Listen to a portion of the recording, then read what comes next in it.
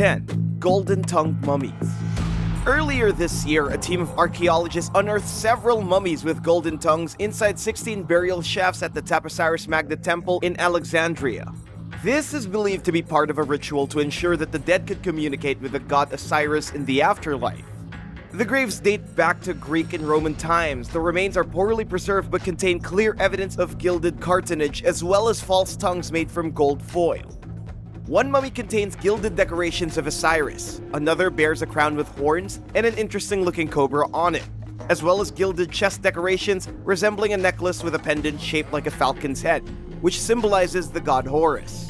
In addition to the golden-tongued mummies, the team found 8 marble funeral masks also dating back to the Greek and Roman eras, which were crafted in intricate detail and made to resemble their wearers who were probably of very high status. These recently discovered artifacts represent the latest of many discoveries on the site, including coins bearing Queen Cleopatra VII's name and image, which were found in the temple wall. 9. Prison City.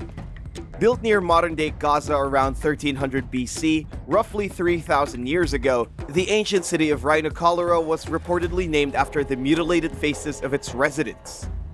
Yikes. Their noses were hacked off prior to being sent there as a criminal punishment. The metropolis functioned as a penal colony of sorts, with prisoners being kept within its walls for life. Guards sat perched in towers as high as 66 feet, keeping a watchful eye over those that lived in the city, but also knowing that if anyone escaped, they would quickly be identified as a convict based on their missing nose. With very little water or bureaucratic oversight, life was hard in the city, which was more or less self-governed. Some historians believe it never even existed. Evidence of the settlement is scarce at best, and most accounts of the place date to thousands of years after it was supposedly built. During the 1st century BC, Greek historian Diodorus Siculus wrote that Rhinocolura was founded by the Ethiopian king Akhtisanes as a place for people convicted of robbery. According to the Greek historian Strabo, however, the city was founded by Ethiopians whose noses were cut off as a punishment for trying to invade Egypt. While nobody can prove that Rhinocolura existed, evidence shows that cutting someone's nose off was actually a common criminal consequence in ancient Egypt. It served the purpose of hindering someone's expressions, impairing both their body and their personality. 8. Mummified shrew. Over 2,000 years ago, the ancient Egyptians buried shrews, falcons, and other animals at the Falcon Necropolis, a burial ground at the Cana site in the Nile Delta. Many of these creatures don't exist in Egypt anymore, giving researchers the opportunity to learn about how the environment and biodiversity have changed over time. Recent discoveries include a mummified shrew that hails from a climate much wetter than that of modern-day Egypt. This indicates that the region was once much damper than it is now. Known as the Guldenstadt's white-toothed shrew, the creature dates back to sometime between 2,500 and 2,000 years ago, a time that saw a significant increase in the emergence of animal cults. The Falcon Necropolis functioned as a place for offering animals as a way of worshipping the god Horus.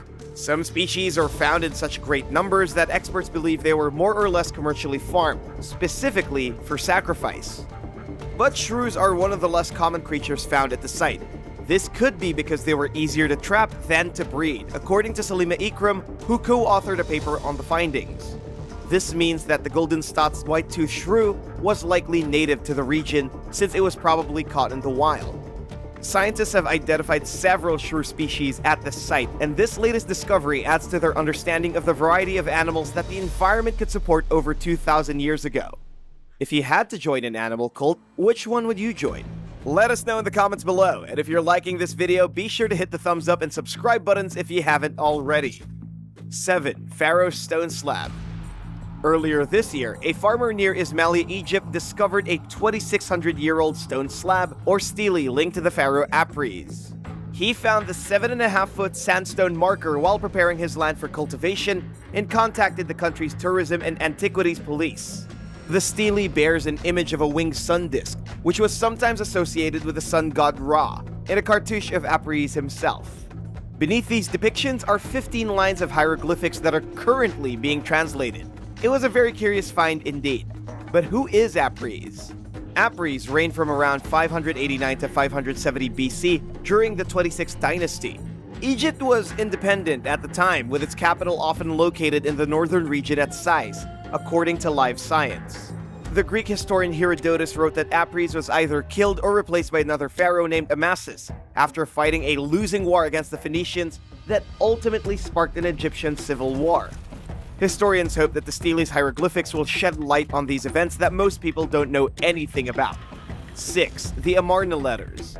A collection of nearly 400 clay tablets known as the Amarna letters contain the world's earliest known examples of international diplomacy. Dating back to the 14th century BC, they detail the correspondences between Egyptian pharaohs and their rivals, including Babylonian, Assyrian, Hittite, and Mitanni rulers. These letters capture the raw human emotions that came amid competing tensions and delicate negotiations between the region's rulers at the time. They also contain rules and conventions for these types of interactions, which represent the earliest diplomatic policies. Basically, it's a collection of all the ups and downs between the contrasting cultures. Known as the Armada system, these protocols establish a level playing field of sorts between different powers. Rulers used the system for over 200 years as a part of the empire-building process, and it served its purpose well by maintaining a semblance of peace and stability between competing civilizations. The tablets span the reigns of several 18th dynasty rulers, including Amenhotep III, Akhenaten, and possibly Smenkhare and/or Tutankhamun. The first batch of letters was discovered in 1887. Some modern researchers believe that they were woefully overlooked and insist that more attention must be paid to them because they offer invaluable insight into ancient international relations. 5. Egypt's copper source. There are periods of ancient Egyptian history that experts know very little about. One of them is the Third Intermediate Period, which lasted from 1070 BC to 664 BC. A new study of 4 3,000-year-old bronze funerary statues called Ushabtis reveals the existence of a copper trade network between the Egyptians and the Arabah region south of modern-day Israel. This commercial relationship continued during a time of turmoil, even as civilizations near Egypt were collapsing. In the words of Bendor Evian, a curator of Egyptian archaeology at the Israel Museum in Jerusalem, the research shows Egypt continued to play a significant role in the region despite its internal strife and the decline of ancient empires in the Near East. Ushabtis were common grave goods in ancient Egypt, which were believed to perform duties on behalf of the deceased. The 4 that were examined in the study were found at the pharaoh's capital of Tanis and date back to sometime between 1056 BC and 1010 BC, during the reign of Susenus I. This marked a period of uncertainty, political disturbance, and invasions in Egypt, which was split into 2 kingdoms known as Upper and Lower Egypt. Despite the division, Susenes I managed to import copper and facilitated the continuation of Egypt's flourishing metal art at the time. These findings challenge long-held beliefs about Egypt becoming extremely isolated during this period, and show that even when the going got tough, the civilization maintained its connections with the outside world. 4. The Bent Pyramid. In the royal necropolis of Dashur, south of Cairo, there are 2 pyramids, the more significant of which is known as the Bent Pyramid. Both are roughly 4,600 years old. They were conditioned by the 4th dynasty pharaoh Snefru around 2600 BC during Egypt's Old Kingdom. Standing at 331 feet tall, the Bent Pyramid represents an architectural transition between the Djoser Step Pyramid, which was built between 2667 BC and 2648 BC, and the Maidum Pyramid, which dates back around 2600 BC, the same time the Bent Pyramid was built. It's named for its bent look, which results from the structure rising up from the ground at a steep 54-degree angle, then tapering off near the top at a 43-degree angle. The location of Snefru's tomb is unknown, but researchers believe it's possible that he was laid to rest inside the Bent Pyramid. In 2019, the site reopened to tourists following extensive reconstruction for the first time since 1956. Visitors enter through the pyramid's north face before traveling through a 260-foot-long tunnel, which leads to 2 chambers. They can also explore the smaller 59-foot-tall satellite pyramid, which may have been dedicated to Snefru's wife Heteferi. 3. The location of Punt. The ancient Egyptians imported and mummified captive baboons for centuries. Some of these primates likely worked as service animals, helping to chase down criminals, while others were used for worshipping Thoth, a deity who is sometimes depicted as having a baboon's head. It's not the baboons themselves, but where they come from that intrigued primatologist and anthropology professor Nathaniel Dominy, who told Live Science that the ancient Egyptians imported primates from Punt. There's ample evidence to suggest that Punt was a real place. Egyptian historical records describe it as the land of their ancestors, and praise it for its abundance of trade goods like resin, gold, ebony, ivory, and wild animals. But experts have never actually been able to figure out where Punt is. Until now. Maybe. In a recent study, a team of researchers compared isotopes from modern baboons with information from 7 mummified specimens in hopes that the results would lead them to Punt. 2 mummies dating back from 1520 BC and 1075 BC during Egypt's New Kingdom period came from a region of East Africa encompassing parts of modern-day Eritrea, Ethiopia, and Somalia. 5 others, which date back from 332 BC during the Ptolemaic period, appear to have been captively bred. These findings indicate that Punt was most likely located in the southern Red Sea region, along the coast of Eritrea and Somaliland, according to Domini. While this isn't proven, all signs point toward the conclusion being accurate, and the study has brought experts one step closer to definitively locating what was, until now, a seemingly mythical place. 2. Solar ships. Back in 1954, archaeologists uncovered a nearly intact ship in a pit near the southern face of the Cheops Pyramid, more famously known as the Great Pyramid of Giza. The 144-foot-long ship known as the Great Boat of Khufu is one of the world's oldest known plank vessels. It offered unprecedented insight into ancient Egypt's shipbuilding practices. Researchers believe that the ship was used by the Pharaoh Khufu himself for pilgrimages from Memphis to Giza. Earlier this year, archaeologists announced the completion of their excavation of a second Khufu ship from another pit near the Great Pyramid. Nicknamed solar boats, this and the first Khufu boat are believed by some to have been used by Khufu as part of his persona, the sun god Re, during his daily travels across the sky. Other experts think that the vessels were funerary boats and that they were possibly used for transporting Khufu's body along the Nile River. But nobody knows for sure what the ship's purpose was. Researchers hope to come closer to solving the mystery by examining 1,700 pieces of the second vessel that they recovered, which were transported to the Grand Egyptian Museum for further study and assembly. Dating back over 4,500 years, this newly unearthed ship is already offering new insight into ancient shipbuilding practices. For example, evidence shows that the ancient Egyptians used metal in their ships. Reporting for ZME Science, TB Puyu pointed out that the first Khufu boat was likely adorned in gold and intricate decorations, and was truly outfitted for a god among men. While it's unknown whether the second boat was anywhere near as magnificent, it's sure to bring new insight into these royal vessels. 1. The ancient Egyptians were skilled musicians. Music played a major role in the culture and everyday lives of ancient Egyptians, who especially valued the harp, tambourine, and flute, according to Egyptologist Dr. Bassam al-Shamma. Speaking with media outlet Asharq al-Aswat, he described inscriptions inside royal tombs that depict the harp as a highly regarded instrument of Egyptian origin. Nearly 24 artifacts testifying to ancient Egypt's musical skill were put on display this year at the Egyptian Museum in Tahrir to mark World Music Day. The items included a funerary plaque with a harpist inscription, single and double flutes made from reeds, and pieces of colored leather that were used as drum covers. The ancient Egyptians used music in many aspects of civic and religious life, including in feasts, celebrations, rituals, and temples. They treated music as an organized art with rules, as well as respected supervisors and trainers, according to Egypt Today. The deity Hathor was closely connected with the protection of music and musicians in ancient Egypt, as well as the deity Bes, who was the protector of households, particularly mothers, children, and childbirth. These ties represent how major of a role music played in the ancient Egyptians' everyday lives, as well as special occasions.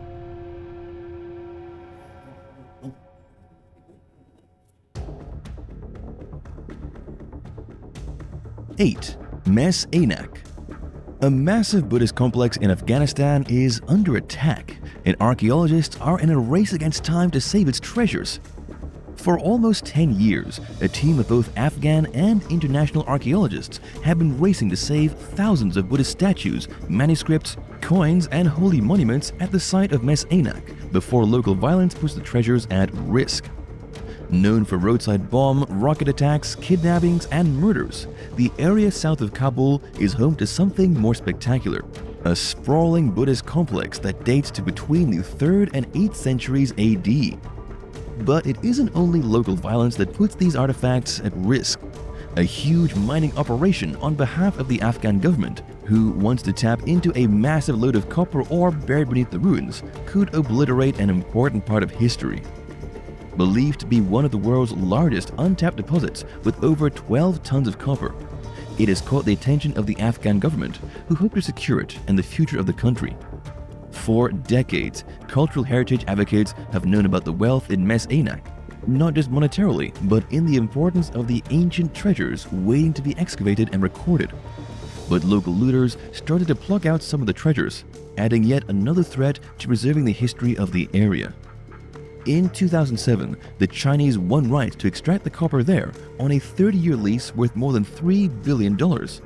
With the promise to build infrastructure for the underdeveloped district, the Afghans leapt at the opportunity to receive a $1.2 billion infusion into the local economy. But one can't help but wonder if the price tag is worth the risk of potentially damaging the unearthed treasures. 7. Skara Brae. On the west coast of mainland Scotland, an archipelago known as the Skara Brae is the most complete Neolithic village in northern Europe.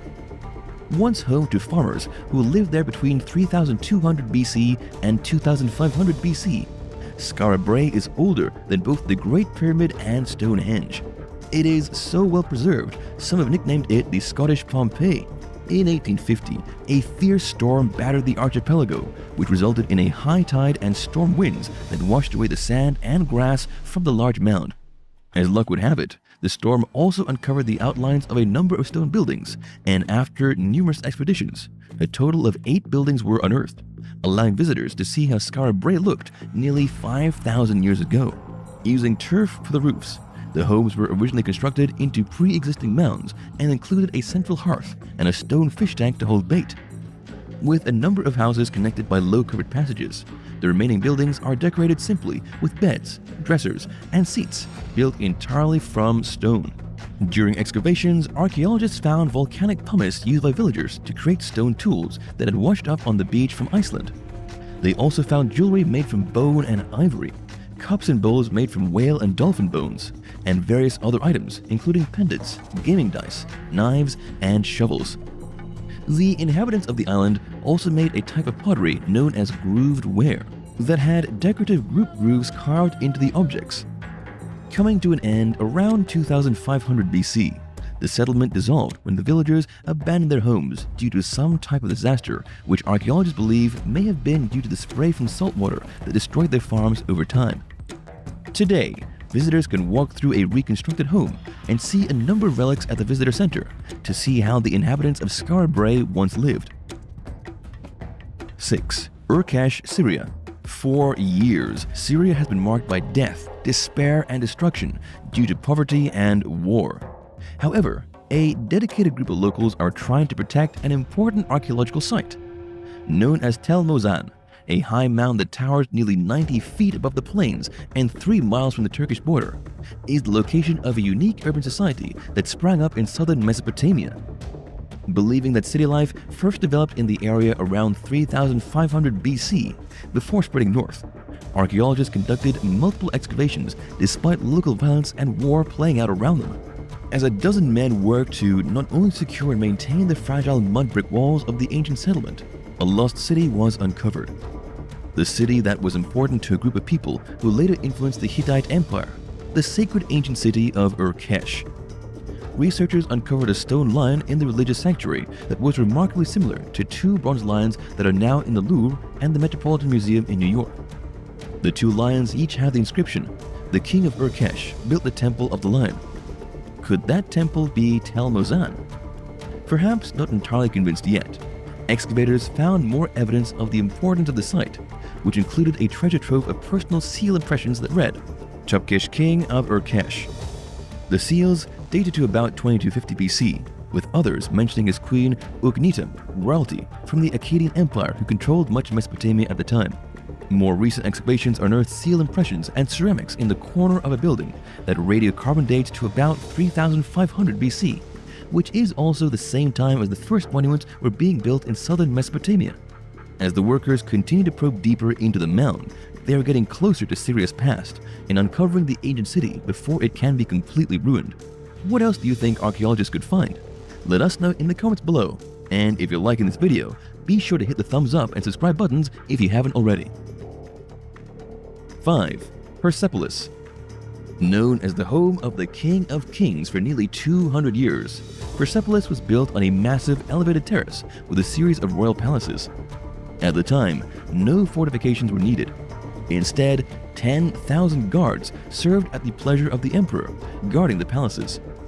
The city was once the capital of the Persian Empire from 500 BC until 330 BC. Today, it is a site with the ransacked ruins of a once elaborate place. Originally stretching from Greece to India, the capital of the Persian Empire was built by Darius and his sons Xerxes the Great. Today, however, the ruins now rest at the foot of the mountain of Mercy in southwestern Iran and are considered among the world's greatest archaeological sites. Renowned for its architecture, planning, and art, the royal city of Persepolis included palatial buildings including the Apadana Palace and the Throne Hall. There were once lavish receptions and festivals of kings and their empire. Various sculptures like gigantic winged bulls, throne rooms, and stunning views hosted warriors and guards, dignitaries and tribute bearers. Even though the ruins of Persepolis are not as decorated as they used to be, evocative reliefs still survive with symbols of supplicants bringing gifts to the king and massive royal tombs cut into the adjacent mountainside. Sadly, Persepolis was sacked and burned by Alexander the Great in 333 BC. As Persian dominance ended, Alexander spread Greek culture all the way to India, leaving Persepolis in ruins. 4. Ciudad Perdida. Hidden deep in the jungle of the Sierra Nevada in the Santa Marta Mountains in Colombia, the lost city of Ciudad Perdida sits in the lush green vegetation.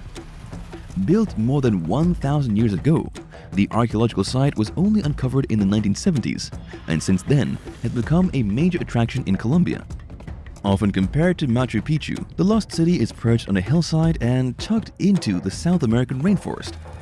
The site is actually 600 years older than Machu Picchu, and the only way to get there is on a brutal multi-day hike. Following dirt paths past large banana trees and towering palms, the 29-mile trek ascends and descends over small mountains. Snaking along the Rio Buritaca, the trail brings visitors through farming regions in an area known for its warring cartels and guerrilla groups. With various stone terraces carved into the slopes of the rugged mountains, a lush forest offers a stunning backdrop to the lost city. Until 1972, this gem remained hidden until looters, who were following the stone steps of the site, pulled back overgrowth to find gold jewelry and priceless ceramics. It took years of pillaging before the Colombian government would protect the archaeological site, and since then, they've helped to reconstruct the ancient city. It was once home to over 2,000 people. The lost city was built by farmers and potters who carved the terraces into the hillside, some 18,700 feet above sea level. Before Spanish conquistadors arrived in the late 16th century, ancestors of the indigenous groups that live there today carved 1,200 stone steps that led up to the lost city, where oval-shaped terraces sat high within the jungle canopy. This pre-Columbian city, built around 800 AD, is sacred to the 4 tribes who descended from the Tairona people and who inhabited the lost city before the conquistadors forced them to flee. Even though the city was rediscovered in 1975 by the outside world, descendants of the ancient people had been and continue to make regular pilgrimages to this stunning site to this day. 3. Hvalsey. Would it surprise you to know that a prominent Viking settlement was discovered in South Greenland? It's known as Hvalsey, and the site was once considered an important gathering point for the Norse, who settled in an eastern settlement and arrived by horseback, by ship, or sometimes by foot. At one time, a church was located at the site, with the last wedding taking place in 1408. Remnants of the church still linger on the hillside, with evidence that it was built over an older medieval graveyard. Today, high stone walls with some of the stones weighing up to 5 tons still stand some 16 to 19 feet high. There's also stables originally brought from Iceland, covered with turf that could hold up to 20 horses. Before Columbus had even thought about finding a new, shorter route to India, Norse settlers had established communities in Greenland. Hvalsey, a farmstead in the eastern settlement, was the largest of 3 Viking settlements there. Norse farmers from Iceland settled in about 985. Vikings in Greenland built the Hvalsey church during the 12th century to serve the Christians living in the nearby area. At its peak, the Hvalsey parish included a church as well as 14 other buildings, which may have included storehouses, homes, a banquet hall, and residential complex. Even though the wooden interior and the roof no longer exist, the Hvalsey Church and the other building remnants offer a glimpse into the past of Greenland and the settlers who abandoned it. 2. Calakmul, Mexico. 22 miles from the Guatemala border, a remote UNESCO site known as Calakmul sits among a vast jungle.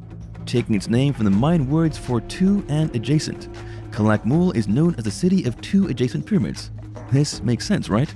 Existing for 12 centuries, the city is located in the southern area of the state of Quintana Roo, in the middle of the Mayan region. It was once the largest and most powerful city in the coalition between the Mayan settlements of El Mirador, Nakbe, and Uax-Acton. Calakmul and its other counterparts often found themselves in conflict with its southern neighbors, specifically the Tikal in Guatemala. At one time, the city had 50,000 inhabitants and 6,700 structures over a 27 square mile site. Calakmul was so powerful it was said to have influence over settlements as far as 90 miles away. Built similarly to Coba in the Yucatan, the city had a main plaza that led up to 20 secondary urban centers and is thought to have had more structures than any other Mayan settlements in the region. Various large platforms made up the central plaza, with a number of buildings spread throughout. 2 pyramids make up the main structure of the site, with one stretching 130 feet and the other 150 feet, one of the tallest Mayan pyramids ever discovered. Inside, 9 royal tombs have been located, with rich artifacts like jade masks uncovered. Large water reservoirs can also be visited at the site, with many figures sculpted in stone and plaster. Over 100 stelae commemorative stone slabs can be found at the remote ruins. It's no surprise that such a large urban area would be under attack, with frequent fighting taking place between Calakmul and the people of Tikal. The city would fall to the Tikal in 700 AD, and eventually it was abandoned and overtaken once again by the surrounding jungle. 1. Taxila, another World Heritage Site, this time located in Pakistan. Taxila is found in Punjab. Dating back to the 5th century BCE, the city is known as the center of Buddhism in the country, with many statues of Buddha in various stages of his life unearthed over the years. Countless stupas or dome-shaped Buddhist shrines still remain, with one located at the highest peak in the area, as well as others included in a complex of chapels and monasteries. Mesolithic caves and the archaeological remains of 4 early settlement sites have also been unearthed there, showing how the ancient people evolved over 5 centuries. Other sites show the prehistoric importance of the site, with evidence that the area was inhabited during the Neolithic, Bronze Age, and Iron Age. The Beer Mound contains some of the oldest ruins from ancient Taxila, excavated from 1913 to 1925. The ruins of the town showed the haphazard layout of the narrow city streets and houses that had no windows. Further excavations uncovered a hoard of over 1,100 coins, including a number of Achaemenid coins from Persia and Greek coins, both from the 5th and 4th centuries. Its location made it vulnerable to the elements, with an extreme tropical climate and earthquakes that still pose a threat to the remaining ruins. Sadly, as the mound was excavated, not much care was taken in recording the finds. Later excavations of the site were done more carefully, with glass, carnelian, and agate beads located, as well as other gemstones such as amethyst and garnet. In 326 BCE, Alexander the Great conquered the area, resulting in Taxila later losing its independence and becoming a provincial capital instead of the hub for trade between eastern India, western Asia, and Kashmir. As the trade routes declined, so too did Taxila's importance, before finally being destroyed in the 5th century CE.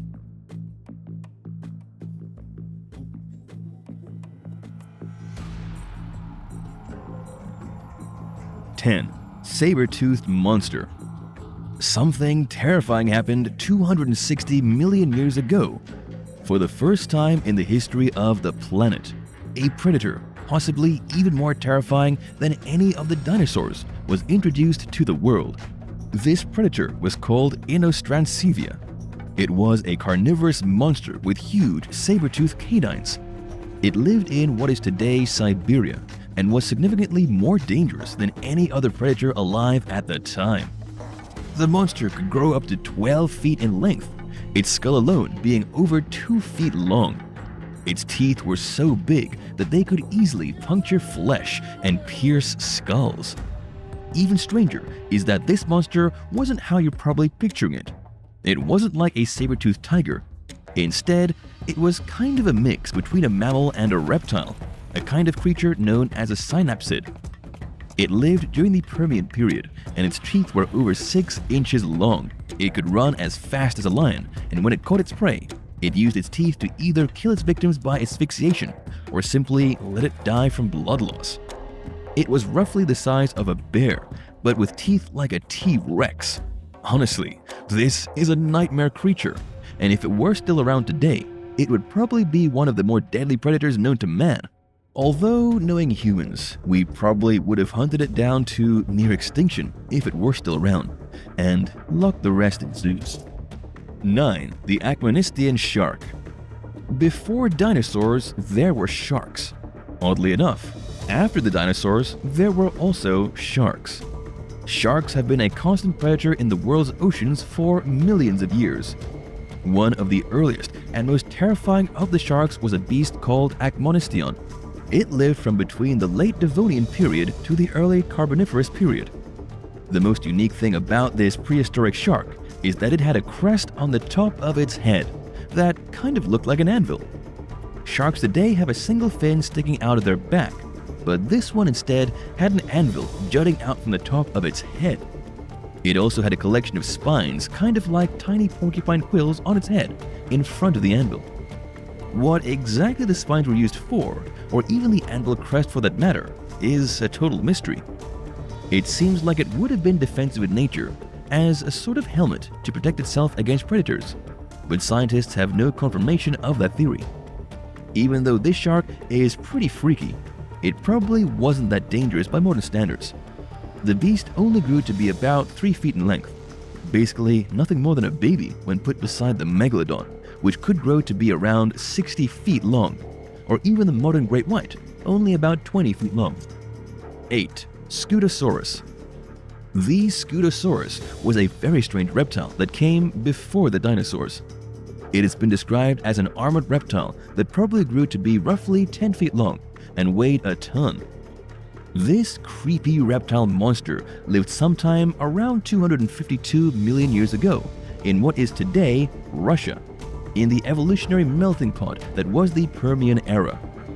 Interestingly enough, these creatures are in no way related to dinosaurs, but were actually very early ancestors of our modern turtles. Picture this. The Scutosaurus was a giant turtle with no shell that traveled in large herds for safety. Instead of having a hard outer shell to keep away predators, the Scutosaurus had bony plates all over its back. Now, remember the terrifying saber-toothed monster we talked about earlier? That was actually the main predator of the Scutosaurus. They lived in Russia at the same time, and although this was basically a huge, very ugly turtle with armor plating, it was still no match for the carnivore. The reptile couldn't even chew its own food, and instead gobbled food along with the rocks helping to grind vegetation inside its stomach, making it easier for the digestive juices to work. I guess the predators of the era thought it was pre-chewing all their food for them, and had no problem trying to turn them into giant turtle soup. 7. Giant sea scorpion. The giant sea scorpion is exactly what it sounds like. It was a giant scorpion that lived in the sea about 467 million years ago. It was actually identified recently as the oldest eurypterid in the world. Eurypterids are a group of arthropods that lived in the water, ancient ancestors to the spiders, ticks, and lobsters that still live on the planet. But this thing was way larger than a tick. It was about the size of a person. And it wasn't actually a scorpion. It was more like a lobster mixed with a spider that could stand almost 6 feet tall while scuttling across the floor of the ocean. It would make the scorpions of today look absolutely puny in comparison. The fossil of this terrifying creature was discovered in a meteorite crater in northeastern Iowa. According to James Lamsdell, one of the leads on the excavation, the giant sea scorpion was one of the most important predators of its day in the early Paleozoic ecosystem. It was remarkably preserved thanks to the waters at the bottom of the meteorite crater, which sat undisturbed for millions of years and had almost no oxygen in them. There may have been other creatures like this. Scientists just haven't found them yet. 6. Giant trilobite. Scientists recently discovered a giant species of trilobite that once lived in the waters off the coast of Australia about 500 million years ago. The trilobite measured roughly 2.5 feet in length, or the size of a person's forearm. It was a nightmare creature that would have towered over the modern crustaceans that live in southern Australia. Scientists also found evidence that the monster may have been a cannibal, feasting on its very own kind. But just what is a trilobite?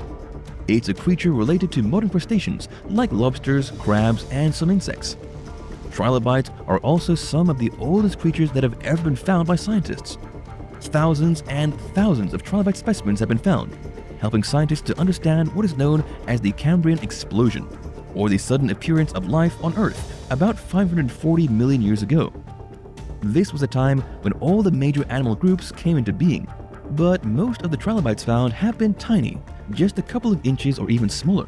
This particular trilobite was a giant, and scientists named it Redlichia rex, after the Tyrannosaurus rex, because rex means king in Latin. And of course, this trilobite was king of its kind. It's the biggest of over 20,000 described species. If you stepped on one of these while walking on the beach, suffice it to say, you'd be in for the shock of your life. 5. Elasmosaurus. A sea monster discovered in Antarctica has proved to be the heaviest of its kind ever found. This beast is known as an Elasmosaurus and weighed a whopping 15 tons. Even more amazing is the fact that it took several decades for scientists to finally unearth the bones of this prehistoric monster on a small island off the coast of Antarctica. This aquatic reptile swam alongside dinosaurs, but it wasn't actually a dinosaur. It evolved out of something that came way before dinosaurs ever existed: terrestrial reptiles. Somewhere along the line, reptiles evolved back into the ocean, grew 2 pairs of flippers, and learned how to use locomotion to propel themselves through the water. That's right. Evolution works both ways. It led some animals back into the water after becoming landlubbers. So far, plesiosaurs, which is the family the huge elasmosaurs belong to, are the only animals scientists know of that use this kind of motion to swim. What did the huge Elasmosaurus look like?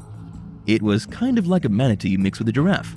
It looked awkward, to put it bluntly, but it looked delicious to plenty of massive predators in those ancient oceans. It was a strange reptile that could grow to be nearly 40 feet long, but that's on the extreme side, with most Elasmosaurus only growing up to 5 tons, or just a third of this monumental monster from Antarctica. 4. Arthropleura. The Arthropleura is an extinct giant invertebrate that looked kind of like a millipede, but could grow to nearly 2 feet wide and up to 6 feet long, though some scientists say they could have grown even larger. Imagine a millipede bigger than you, scurrying across your front lawn. This is what an Arthropleura was, and yeah, it was pretty terrifying. According to National Geographic, the Arthropleura was the largest bug that had ever lived on land, and it did so during the Permian era between 320 and 290 million years ago. Its remains were found in Pennsylvania, but it was a different climate than the one of today. This was a time when North America and Europe were much closer to the equator, and so they were covered in lush swamps and vegetation.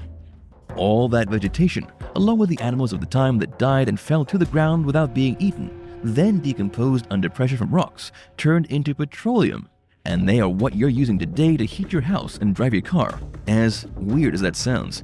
The giant bug had a body composed of 30 jointed segments, with each segment covered by plates. These plates fell off when it died, which is why not a single complete fossil of an Arthropleura has ever been found. What's the biggest insect you've ever seen? Probably wasn't 6 feet long, but it may have been pretty massive. Tell us about it in the comments below. And if you're liking this video, be sure to hit the thumbs up and subscribe buttons if you haven't already. 3. Giant Cambrian shrimp. A gigantic monster from the Cambrian era was recently unearthed in Greenland. This creature is believed to have been the first filter feeder ever to troll the seas. It had bristly appendages all over its body just like a shrimp, which it used to feed off the smaller critters blooming in the newly developed ecosystems of the seas, smaller organisms similar to krill. The shrimp-like monster has been named Tamesiocaris borealis, and it lived during the Cambrian explosion from about 540 to 493 million years ago. According to Jacob Winther, a paleontologist from the University of Bristol, it probably evolved from one of the top predators of the time to become the biggest and baddest filter feeder anywhere in the world. It lived in the Arctic Ocean specifically, but this was at a time when the Arctic was a tropical ocean south of the equator, as crazy as that sounds. It may not sound daunting, but this huge shrimp monster was 2.7 feet long. This in itself isn't that gigantic, but the fact that it looked like an alien with eyes on the end of stalks, a mouth that looked like a piece of pineapple, and long bristly arms, it would have definitely been a scary thing to witness. 2. Dimetrodon. The Dimetrodon was a mammalian synapsid that lived about 290 million years before today. In simple terms, it was a giant lizard that went extinct 40 million years before the first dinosaur showed up. It had a giant spine sail on its back, made from spine bones extending out of its vertebrae, giving it a menacing appearance in life, and a freakish appearance as a skeleton. It walked on 4 legs, had a massive skull and jaws full of teeth, and archaeologists have primarily found its skeletons in the southwestern United States. What did this huge reptile monster do? Well, it's not quite a reptile to be technical. A lot of people mistake it for a lizard or dinosaur, but that's not the case. Even though it looked like a reptile and kinda resembled a giant lizard, it was actually more closely related to mammals, though it wasn't actually a mammal either. As you can tell, the classification of animals before the dinosaurs is a bit difficult. All scientists really know is that the Dimetrodon was definitely an apex predator that fed on fish and tetrapods, including actual reptiles and easy-to-catch amphibians. As for that giant spine on its back, scientists believe it was probably used for thermal regulation or to keep its body temperature at the proper level. 1. Giant dragonfly. Before the dinosaurs ever walked the earth, there was a giant dragonfly that would make you pee your pants if you ever saw it. It's called the Mes Aynak, and it went extinct about 300 million years ago in the late Carboniferous period. It looked like just a normal dragonfly, except that its wings extended to over 2 feet long. The dragonfly was so big, it could have picked up your cat and flown away with it, assuming your cat was pretty small. And it would have done it too, seeing as it was a predatory monster. It's also the largest flying insect known to scientists and one of the earliest relatives of modern dragonflies. Fossils of this incredible insect were first discovered in 1880 by French coal miners, then described properly in 1885 by the French paleontologist Charles Brongniart. There have not been many specimens found, so experts don't have a full understanding of the Mes Aynak's biology, but they do say it probably had huge eyes that were way larger than its body, giving a whole new definition to the term bug-eyed.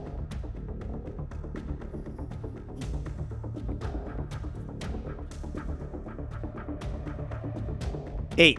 Ancient Egyptian coffins. During excavations at a necropolis in Saqqara, a trove of 27 sealed sarcophagi were found by archaeologists. Unopened for millennia, the coffins were found after researchers discovered a 36-foot deep burial shaft. Some of the containers still had painted markings on them. Remarkable that the features were still visible after so much time. Even more remarkable is the fact that they were undiscovered until now, with so many lootings and unauthorized excavations taking place in the area over the years. The fact that the coffins were found at the bottom of such a deep shaft suggests the remains belonged to wealthy Egyptians who were placed at the lowest depths to be closer to the underworld. A vast burial ground, Saqqara served as the necropolis for the ancient Egyptian capital of Memphis. It is home to a number of important sites, including the Step Pyramid of Djoser.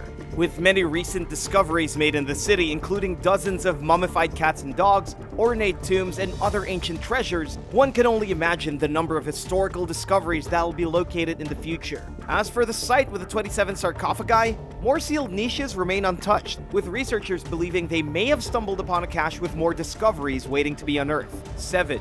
Ancient Catholic Treasure Trove. You don't have to go all the way to Egypt to find ancient treasures. Workers in the UK discovered Elizabethan-era objects under the floorboards of a manor house in Norfolk while they were repairing a 500-year-old historic home. Found at Oxburgh Hall on the estate of Sir Edmund Bedingfield, the find came during a $7.8 million renovation on the house's roof. Archaeologist Matt Champion was on site to represent the National Trust when he made the incredible discovery. When the floorboards were lifted, he spotted a wave pattern in the debris, layers of dust that had been on top of the perfectly preserved objects hidden below. Among the items found there was a fragment of a 15th century illuminated manuscript with gold leaf still intact on its pages. The fragment is believed to belong to a small prayer book that may have been used in secret Catholic masses. More than 200 scraps of fine textiles from the late 16th century, as well as cigarette packs and a box of chocolates from World War II, were also found, offering a fascinating timeline of life over the centuries in the manor house. Augsburg Hall dates back to 1482 and was the home of the Bedingfield family, who were devout Catholics, so it makes sense that they would have owned an illuminated manuscript, as many of the handmade books were on Christian scripture. Initially produced by monks and abbeys, the manuscripts were costly to produce, with the Book of Hours, a Christian devotional of prayers, one of the most popular. But it is the illuminated manuscript that was the star of the show. Handwritten and decorated with gold, silver, and vibrant colored designs or pictures, these manuscripts are delicate and fragile. So for this fragment to survive centuries under the floorboards is remarkable as the find itself. We do have one question. Did they try the chocolate? 6. Ancient stardust. You might think it's impossible to find stardust, but scientists did just that. Half a century ago, a rocky meteorite landed on Earth, and some 7 billion years later, scientists identified dust embedded in the meteorite as the oldest material on Earth. Made from grains that predate our sun, the dust exploded into our universe as the result of dying stars during their final stages of life. After being analyzed, the dust was dated to be from about 4.6 billion years ago. 4 million years older than our sun. That doesn't mean pre-solar dust has never made its way to Earth before, but as tectonic plates shift and planetary processes heat and transform, any pre-solar dust that was here during Earth's formation has never been found. The 220-pound meteorite was formed by an asteroid which fell in 1969 in Australia, larger than other pre-solar grains, which can be smaller than 1 micron in length.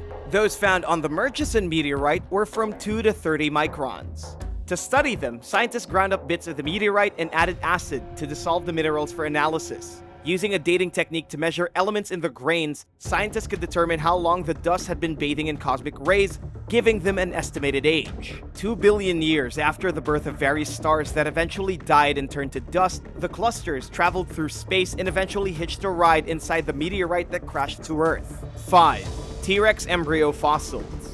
In October 2020, the first known fossils of baby Tyrannosaurus were discovered in various sites across western North America, dating from 71 to 75 million years ago. The fossils show that one of the largest, most fearsome dinosaurs started out no bigger than the size of a chihuahua. Are you surprised by that fact? A claw found within First Nations land in the Canadian province of Alberta, and a jaw found on indigenous land in Montana were initially not even identified as belonging to the T-Rex at all. It took a 3D scan and reconstruction of the tiny jawbone for researchers to realize the bone belonged to the massive dinosaur. By comparing the specimens to other known T-Rex remains, the similarities were clear and offered insight into baby Tyrannosaurus, which until then had been a bit of a mystery to scientists. Only about a tenth of the size of adult T-Rex, the bones came from a baby believed to be 2.5 feet long. Studying the bones showed researchers the relative size of T-Rex eggs too, with the idea that when curled up their eggs, embryos would grow in eggs that measure about 17 inches long.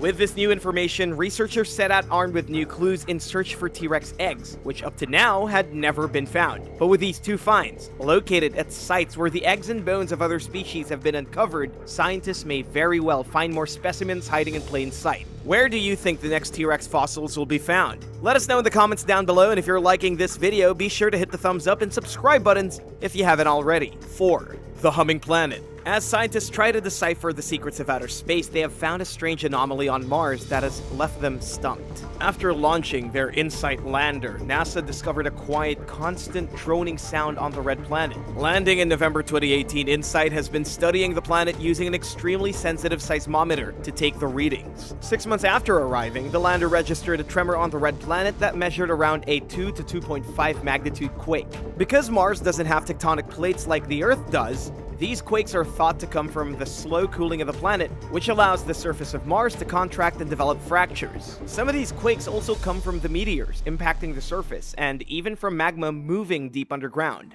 As for that humming sound, InSight detected the drone, measuring about 2.4 Hz, a higher pitch than most naturally occurring hums on Earth that can sometimes come from sloshing oceans and crashing waves. Various theories about the hum include the sound being amplified by dust and sand on the crater where InSight sits. The lander also detected signals from Mars' steady magnetic field that sometimes throb in a faint pulse. Whatever the cause of the pulse and hum, scientists are learning more about the mysteries of Mars every day, and they continue to launch orbiters that'll work in conjunction with InSight to get to the bottom of the source. 3. Oldest known ancient humans. In 2015, 2 students working at a fossil site in South Africa made a fascinating discovery. Embedded in a piece of rock, they found what they thought were the remains of a baboon. After cleaning the skull fragments, the men pieced them back together, only then realizing they belonged to the brain case of a young Homo erectus, an extinct species of archaic human from the Pleistocene. The remarkable thing is, this species had never been identified before in South Africa. But that wouldn't be the only stunning find at the site. The remains of another ancient hominin, the Paranthropus robustus, another ancestor to humans, was also found alongside the first. Dating the remains to be about 2 million years old, they were the earliest fossils ever found for their species. Most paleoanthropologists believe Homo erectus rose in East Africa, because the oldest known fossils of the species were found in the European state of Georgia. Some believe the species originated outside Africa. In Dmanisi, Georgia, a 4-hectare site is home to well-preserved fossils that are the oldest hominids outside Africa. But this new find may to date point to the oldest of the species in the world found. The second discovery of Paranthropus robustus was a species known and named for their stout skulls, large teeth, and an impressive crest on top of their brain case to aid in chewing tough foods. With harsh winters, the powerful jaws of the Paranthropus robustus would have given these ancient humans an advantage over others, allowing them to eat fibrous foods to survive the harsh climate. With the 2 fragments found side by side, it offered scientists the chance to compare them. They found that although Paranthropus robustus may have had the upper hand at one point in time, Homo erectus had a tear-shaped brain case that pointed to their brains expanding and rearranging, aka evolving. With Homo erectus surviving for nearly 2 million years, it seems this ancient ancestor to humans was one of the most successful species ever known. 2. Massive coral reef. As climate change affects not just life on land but in the oceans, underwater life is at a greater risk now more than ever. But a recent discovery in the Great Barrier Reef has gotten scientists pretty excited. The first reef to be discovered in 120 years measures more than 1,600 feet, taller than the Empire State Building. Found in October 2020, the reef was located by a team doing underwater mapping of the seafloor around the northern Great Barrier Reef. Almost a mile wide at its base, the massive reef rises to only 130 feet below the water's surface. It is one of 7 other detached reefs in the area. Using new technology, researchers made the discovery in an area that has been surveyed since the late 1800s. Conducted by the Schmidt Ocean Institute, this discovery is just one of many made over the course of a year. Other finds include a rare scorpionfish, 5 undescribed species of black coral and sponges, as well as the longest recorded siphonophore, which is a colony of creatures that form into a transparent swimming creature. Formed over millions of years from the skeletons and secretions of coral and other creatures, reefs become cemented together by the skeletons of coralline algae. This discovery couldn't have come at a better time. The Great Barrier Reef has seen a massive decline, with its numbers dwindling by half in the past 25 years. As a home to thousands of fish species, mollusks, squid, and birds, the importance of this natural wonder cannot be understated. One can only hope there are more coral reefs just waiting to be found. 1. Dinosaur eggs. Over the years, dinosaur nesting grounds have been uncovered in Argentina, Canada, South Africa, and the United States.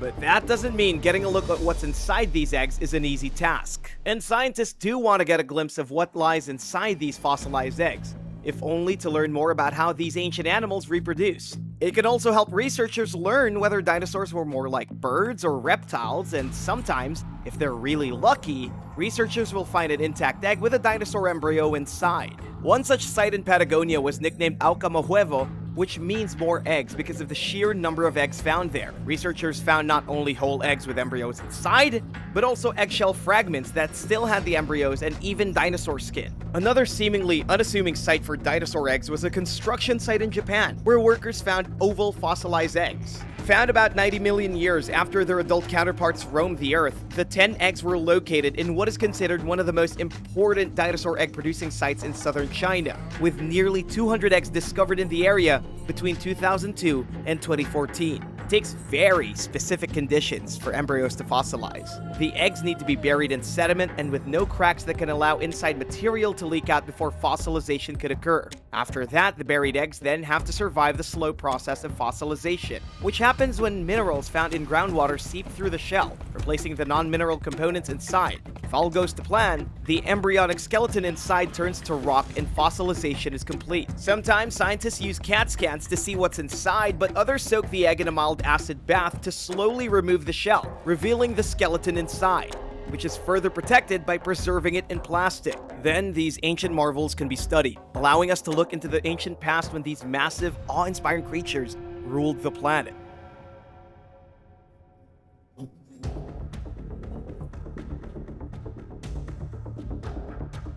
Eight, backyard crypt.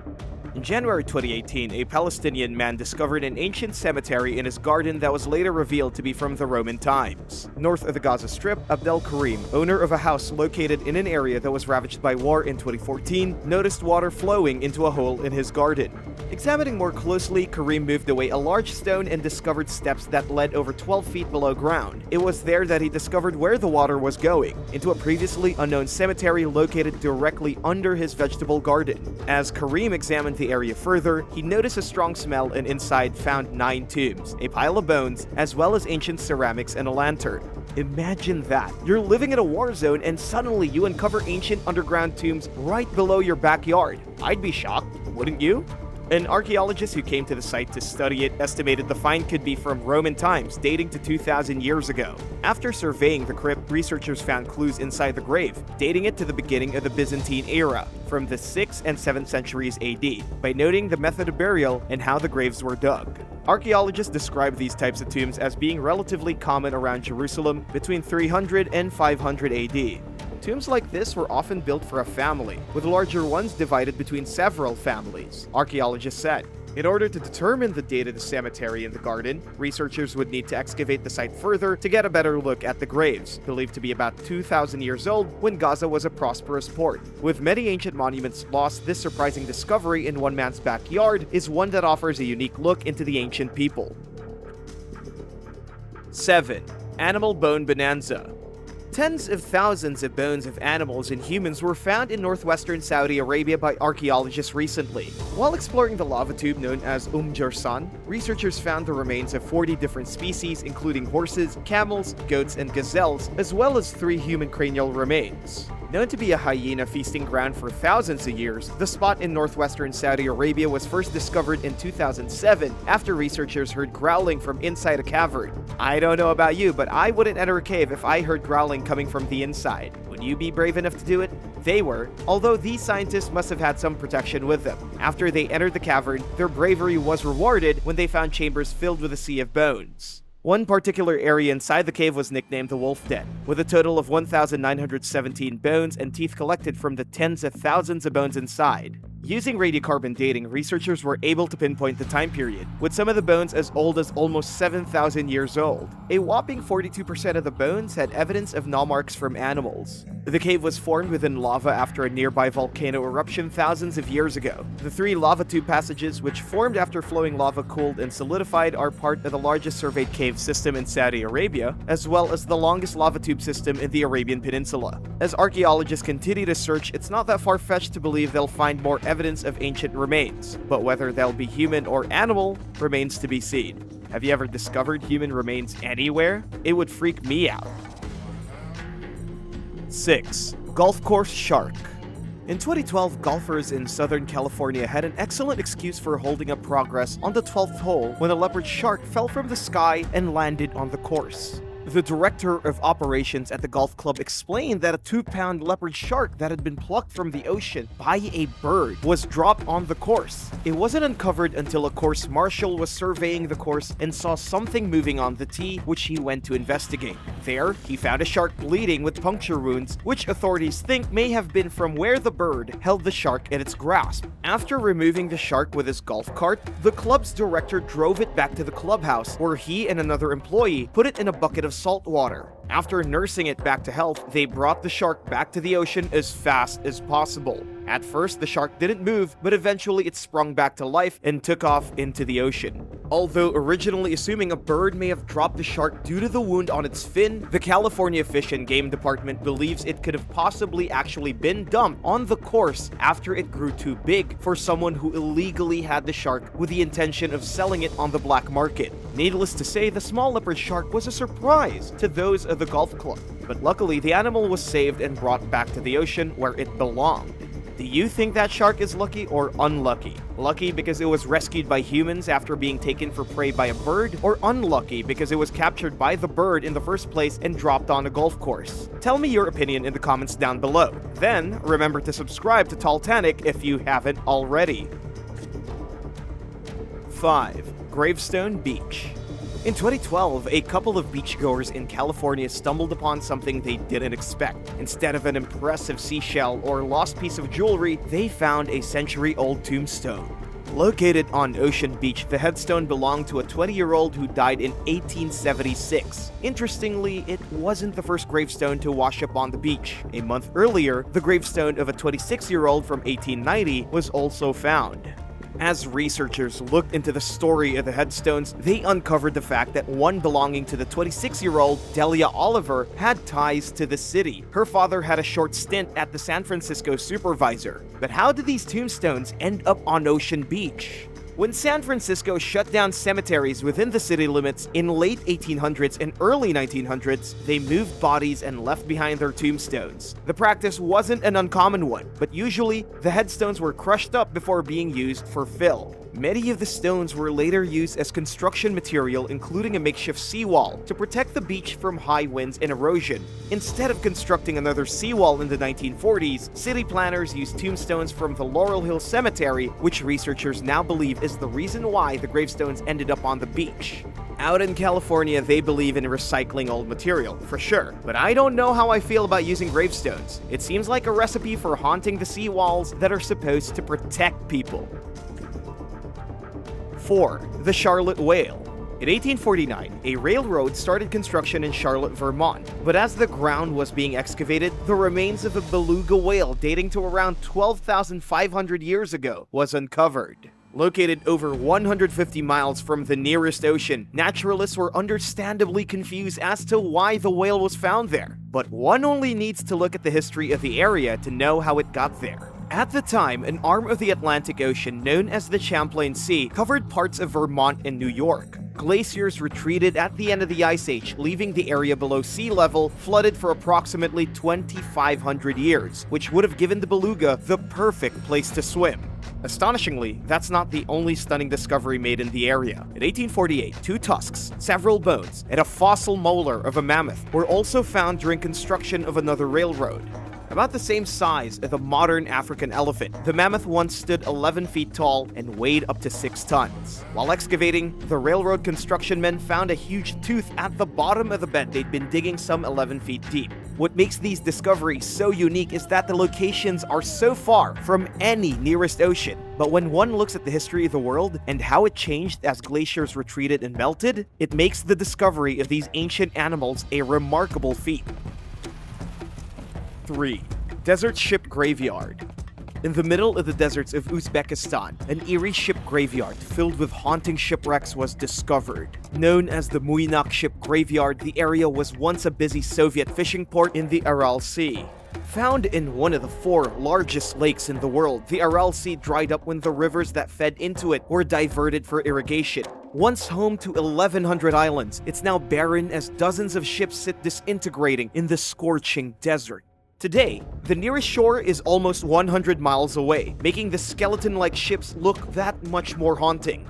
As the Aral Sea began to steadily shrink in the 1960s to less than 10% of its original size, it became one of the most catastrophic environmental disasters of all time. Many of the fishermen followed the shrinking shores, but as the lake disappeared, salinity levels rose, which killed all the fish. For those towns who heavily relied on the fishing industry, they too died along with their dwindling fish supplies. Now known as the Aralkum Desert, the eastern basin of the Aral Sea saw its downfall when the rivers were diverted to irrigate cotton fields, which Uzbekistan relies on. Now a ghost town, various abandoned signs dotting this stark landscape are evidence that at one time, the fishing industry was booming along the coast of this former body of water. 2. French meteorites. In 1864, a blazing ball of burning light fell into southern France. Known as the Orgueil meteorite, the fragment has geochemical compositions similar to the Sun, meaning it was created around the birth of the solar system. With over 20 fragments recovered, analysis showed that the meteorites had hydrogen, carbon, and oxygen, as well as coal. One of the specimens was examined by a French scientist who said that he found the existence of organized substances and celestial bodies. Does that mean he found a granite material in the rock? Or does that mean that there was life on other planets? A century later, chemists announced they also found hydrocarbons in the meteorite that were similar to the ones that occur in animal products like butter. Believing that this meant that there were living forms existing in the universe beyond Earth, a controversy erupted over the statements. Microbiologists also said they found structures that resemble fossilized algae in the meteorite, which caused a lot of controversy between scientists who are skeptical of the find. In 2001, a new study was done on the meteorite by a group in California, the Netherlands, and NASA, who used sophisticated techniques to trace elements in the meteorite. Comparing the results with other meteorites they found that the pieces of the asteroid had amino acids that helped generate life on Earth. Debunking the original belief that there were extraterrestrial fossils aboard the meteorites, scientists ruled it out, saying that they determined it may have been contaminated after it fell to Earth. Comparing their findings with 3 other meteorites, they were found to be a part of a larger asteroid, most likely a comet. Further study proved they were a product of a reaction that took place in the nucleus of a comet, making them the first meteorites identified as coming from a cometary nucleus, a remarkable find in the fields of France. 1. Strange Egyptian cache. As archaeologists continue to search the wilds of Egypt for ancient finds, they often unearth items they can't explain. When researchers were working in the city of Aden at one of the largest dwellings ever located, they ended up finding things both priceless and bizarre. Nicknamed the Lost Golden City by famed Egyptologist Dr. Zahi Hawass in 2020, the city, which dates back to the reign of Pharaoh Amenhotep III, is so large, expectations are that it would take months to unearth all its secrets. Among the ruins of mud brick walls and rooms filled with tools needed in daily life, archaeologists also unearthed a strange skeleton. Found laying with its arms outstretched, the skeleton also had a rope tied around its knees. The discovery puzzled researchers, but it wasn't the only bizarre find. A large wall constructed in a zigzag shape was another unusual discovery. With only one entryway, the wall was obviously used to control entry and exit to the site it secured. But what was it protecting?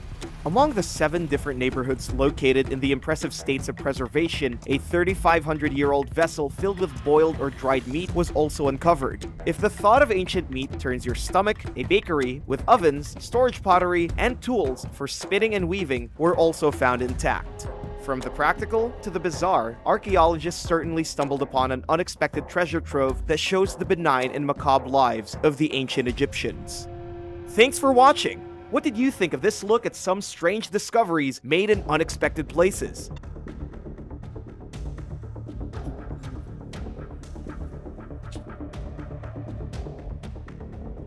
Number 10. Abandoned Vietnam Water Park. About 5 miles from the ancient Vietnamese city of Hue, there's a creepy and mysterious abandoned water park called Ho Toi Ten. The water park had a primary theme of dragons, which means it's riddled with strange, decaying rides and attractions made to look like legendary dragons. The story of the abandoned water park is also a weird one. Construction began in 2001 with a total budget of $30 million. The park's goal was to promote tourism in the region. There was supposed to be an aquarium, an amphitheater, food courts, games, and all the fun stuff a person would expect from your typical amusement park. It was completed in 2004 and had pretty much none of those things. After being in operation for only a few months, with tourist numbers too low to even keep the doors open, the place shut down and was abandoned. In 2013, another company acquired the park and tried to revamp it, but eventually these plans failed too. Those who live near the park fear that it's haunted since the land it was constructed on was once home to temples and tombs of former Vietnam emperors. But today it's just a mysterious park and a sad reminder of one ambitious designer's broken dreams. But it's unofficially explorable, making it a dream destination for urban explorers and dragon enthusiasts. Enter at your own risk though, since security guards still roam the premises. They've been known to let explorers off the hook though, at the price of a small bribe. Number 9.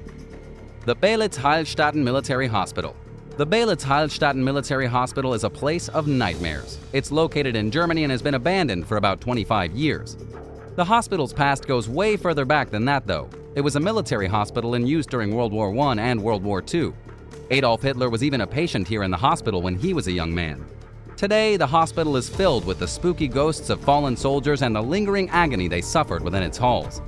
At one time, the hospital was the biggest treatment center anywhere on the globe for tuberculosis. As you may already know, tuberculosis was a terrible affliction that caused great pain, so it's no surprise that plenty of people ended up dying in the old beds which are still rotting away in the hospital, and that their ghosts stuck around too. Dying from tuberculosis was not a fun affair, so they may harbor some resentment about their passing. After the two world wars, the Soviet military occupied the hospital for about 50 years. They abandoned the site in 1995, leaving a select portion of the facility that was still in good shape to be used for research and rehabilitation. But part of the hospital is still untouched since its peak days. No one except for ghost hunters and photographers have entered since. Number 8. Underground Beijing. There's a secret underground world beneath the streets of Beijing. It's known locally as Dixiacheng, and it's a labyrinth of abandoned catacombs, tunnels, and chambers stretching across 33 square miles, 85 kilometers of creepy hell. Some have nicknamed it the Great Underground Wall of China simply because of how vast and mysterious it is. From what historical records tell us, Beijing's underground was carved by hand by locals in the 1970s to be used as a shelter in case of an invasion or nuclear attack. Once completed, there were about 90 entrances scattered throughout the city, usually hidden in the basements of homes and businesses. But it wasn't all grim at the time. There were barbershops, classrooms, and even a movie theater all created within the labyrinth to entertain possible refugees. There has to be some sense of normalcy in the case of a nuclear apocalypse. There were also special tunnels designed to hold grain for food storage and others used to hold weapons. There were even outcrops in the tunnels to be used for farming crops that require no sunlight, like mushrooms. But alas, the bombs never fell and the shelters were never used, for their intended purposes at least.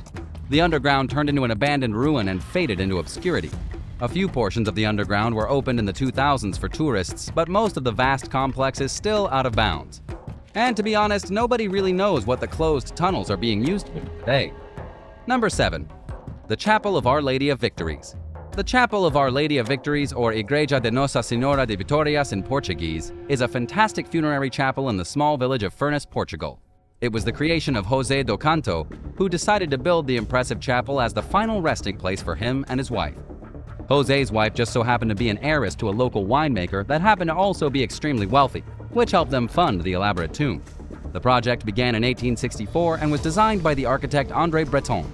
It was one of the most impressive chapels in the area, with amazing neo-Gothic styles and beautiful stained glass windows. There was a solemn inauguration in August 1886, and shortly after José died, he was buried inside the crypt alongside his wife. But that was the end of the chapel's life as well, and really its only constructed purpose. With the couple buried within its walls, the church was abandoned and left as an architectural landmark on the outskirts of town. It's still there today, very slowly getting uglier and uglier with minimal upkeep. Still, it's shockingly gorgeous in its despondent state. José and his wife are still buried in the crypt, forever together as beloved husband and wife.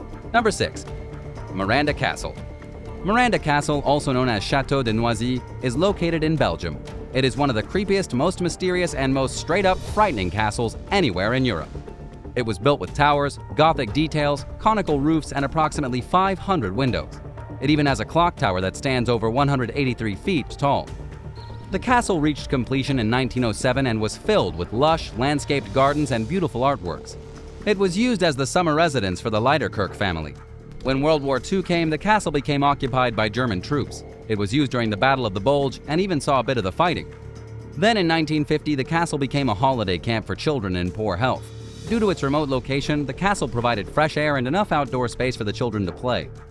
During this time, children between the ages of 5 and 14 from various European countries such as France, Finland, Italy, and of course Belgium resided here. In other words, it became the last vacation spot for all sorts of children who were already marked for death. Several years later, Miranda Castle was no longer used for anything and was left to its fate. It cost too much to maintain the castle, and it was ultimately abandoned in 1991. Since then, the castle has caught on fire, part of the roof even fell in, and it's just gotten worse since then. The castle is now spooky, dangerous to venture inside of, and slowly collapsing. Number 5. The Green Brier Bunker. Carved into the side of a mountain in West Virginia is an emergency fallout shelter with a mysterious past. It's known as the Green Brier Bunker, and it's housed underneath the floor of the Green Brier Resort in West Virginia. The resort itself opened its doors in 1778 and became the hot place to stay in West Virginia for celebrities and presidents. The bunker wasn't installed until much later in 1958. The resort was used only as a disguise. Beneath the structure, workers dug a tunnel into the mountain 720 feet.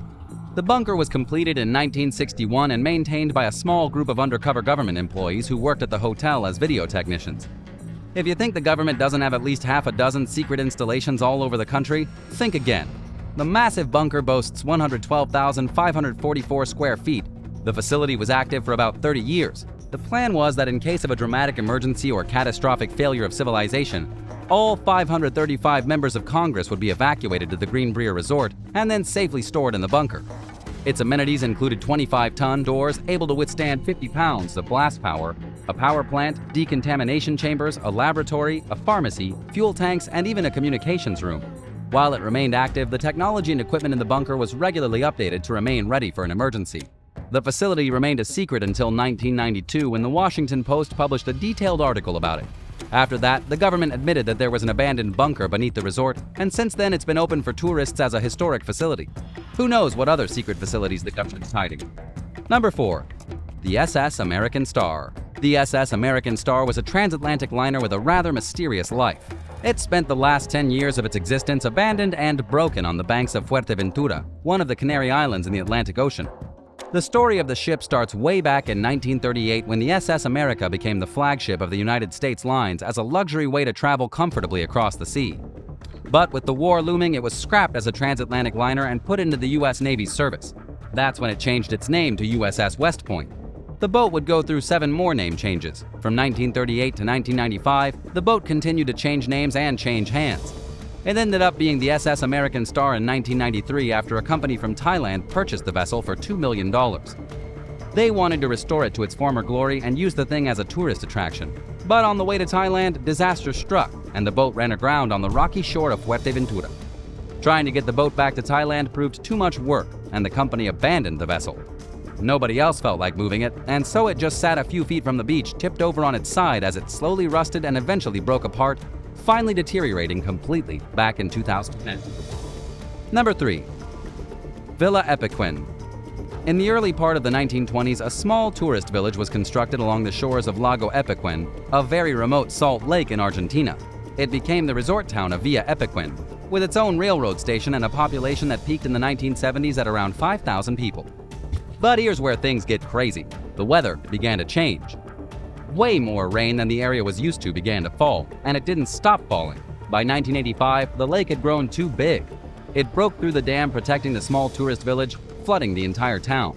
By 93, the village was submerged under 30 feet, 9 meters of water.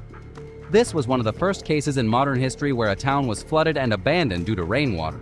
By 2009, the waters had receded enough for the town to be viewable once more. Villa Epecuén can now be seen from the air, though it's hardly any use to anyone at this point. The town spent 25 years abandoned underwater. It'll probably never be lifted again. Number 2. Nimiskam Ghost Town.